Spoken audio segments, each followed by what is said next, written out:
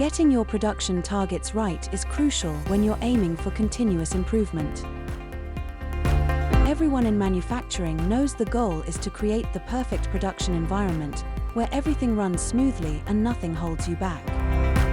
When your continuous improvement team finds even small areas to improve, it's a win, whether that's saving time, money, or effort.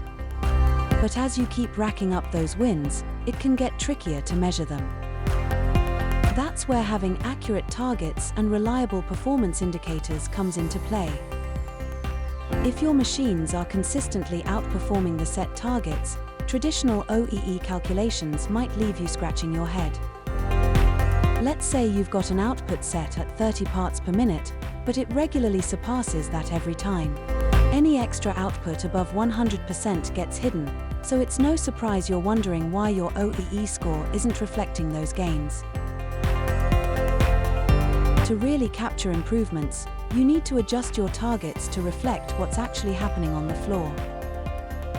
Setting a goal just above what's normally achieved based on historical data ensures you're pushing for continuous growth. Once that new target is reached, it's time to bump it up again to keep the improvement cycle rolling. Accurate targets aren't just important for the CI team though. Production planning relies on them too.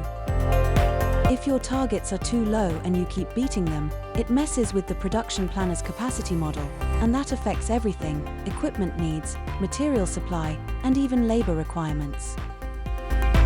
We know, constantly chasing a moving target can feel challenging, but that's the reality of continuous improvement. It's an ongoing process. And that's how you keep making things better, one small step at a time. Gemba, insight, improve, repeat.